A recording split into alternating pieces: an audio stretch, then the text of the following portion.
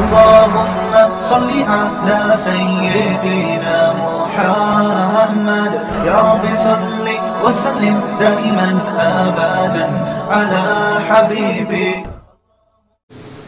یہ اللہ کی عادت ہے کہ اللہ نے علماء کو اور طلبہ میں اکثریت کو غریب ہی رکھا ہے. یہ بھی عجیب بات آپ کو بتا دوں, حضرت مولانا اشرف علی تھانوی رحمہ اللہ نے یہ بات لکھی ہے کہ 1400 سال سے مولویوں کا طبقہ, علماء کا طبقہ, اصحاب علم کا طبقہ, ان میں سے اکثریت غریب اور مسکین ہی چلی آئی ہے, اور یہی اللہ کی منشا ہے. اس میں کوئی خاص حکمت ہے کہ اکثر علماء غریب ہوتے ہیں, اور طلبہ تو ہوتے ہی بیچارے ایسے فاختہ کے بچے.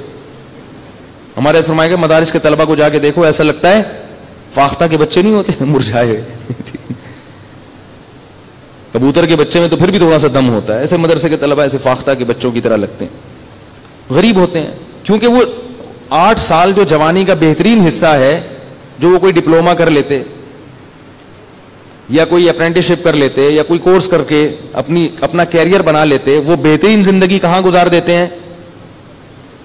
مدرسے میں علم حاصل کرنے میں. اور اس علم کے بعد جو ان کو سرٹیفکیٹ ملتا ہے, اس سرٹیفکیٹ سے وہ کہیں چوکیدار بھی نہیں لگ سکتے, سمجھ رہے ہیں نا, کہیں بھی نہیں لگ سکتے. پھر وہ بیچارے امامت کے لیے جگہ تلاش کر رہے ہوتے ہیں. پھر امام لگتے ہیں تو 5000 ان کی تنخواہ ہوتی ہے. 5000 میں اس تنخواہ میں وہ بیوی بھی ہے, ان کے بچے بھی ہیں, رشتہ بھی پھر ایسی کسی غریبن سے ملتا ہے ان کو, امام سن کے رشتہ ہی نہیں ملتا. پھر کوئی بہت ہی غریب لڑکی سے شادی کی, پھر بچے پیدا ہوئے, پھر ان کو توکل سکھانا شروع کر دیا. اماموں کی حالت ہے, بتا رہا ہوں. مؤذن اس سے بھی بیچارہ گیا گزرا ہوتا ہے, اس سے بھی بیچارہ نیچے ہوتا. تو ایسے قسمہ پرسی میں امام صاحب, پھر وہ کمیٹی ان کے ساتھ ایسے چلتی ہے جیسے ساس اور بہو چل رہے ہوتے ہیں نا, وہ ان کو کھینچ کے رکھتی ہے. آج آدھا منٹ لیٹ ہو گئے, انہیں لیٹرین میں بیٹھ سکتا ہے تسلی سے, ٹھیک ہے. نتیجہ کیا نکلتا ہے؟ پھر وہ بیچارہ کھل کے نہ ممبر پہ بات کر سکتا ہے. اس کو ڈر ہوتا ہے کہ اگر میں نے کوئی ایسی بات کر لی کہ کمیٹی والوں دل پہ لے گئے تو میری یہ جو جاب ہے یہ بھی جائے گی. 5,000 6,000 ہزار, بہت زیادہ 10,000 یہ تنخواہیں ہیں اماموں کی. کس قدر ظلم ہے. ایک گورنمنٹ کا ادنا سے ادنا ملازم بھی میرا خیال ہے 18-20 ہزار سے تو شروع ہو رہا ہے وہ, اور 5-10 سال میں کہاں سے کہاں پہنچ جاتی ہے اس کی تنخواہ. یہ حالات ہیں. لیکن صدیوں سے علماء چلتے آ رہے ہیں, اور یہ صرف ہمارے مدارس پیدا کرتے ہیں. یہ ایسے جذبے والے لوگ, ایسے لوگ یونیورسٹیوں میں پیدا نہیں ہوتے.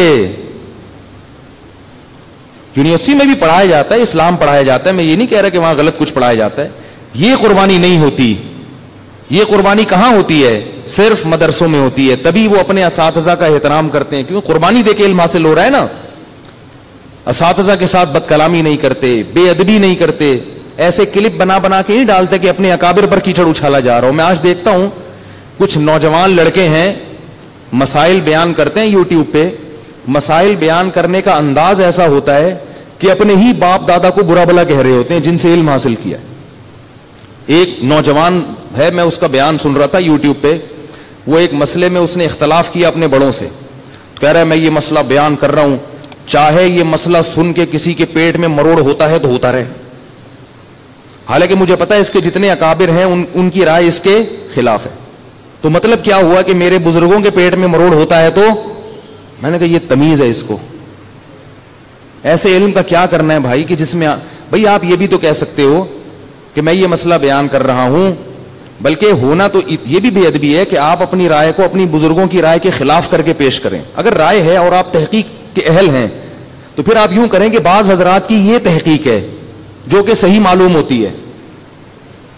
ایسے اپنے اساتذہ پہ ایسے کیچڑ اچھال لو, ان کے پیٹ میں مروڑ ہوتا ہے تو ہوتا رہے. یہ الفاظ ہیں یار, یہ چیزیں کلپ بن کے جا رہے ہیں. پھر وہ جب اپنے ابا دادا کو نہیں چھوڑا تو وہ جو پرانے لوگ ہیں ان کو کہاں معاف کریں گے. پھر کبھی ابو حنیفہ رحمۃ اللہ علیہ پہ کیچڑ اچھال رہے ہیں, کبھی امام شافعی پہ کیچڑ, شافعی نے یہ بولا, ابو حنیفہ نے یہ بولا. اس طرح سے ان کے انداز کلام ہے. تو یہ علم جو حاصل ہوتا ہے نا, دنیا کے علم اور دین کے علم میں فرق ہے.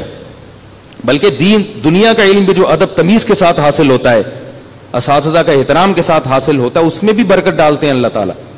اگر آپ دنیا کا علم بھی حاصل کر رہے ہیں تو اپنے اساتذہ کا احترام اگر کریں گے تو دیکھو اس علم میں بھی اللہ نور پیدا کر دیتے ہیں.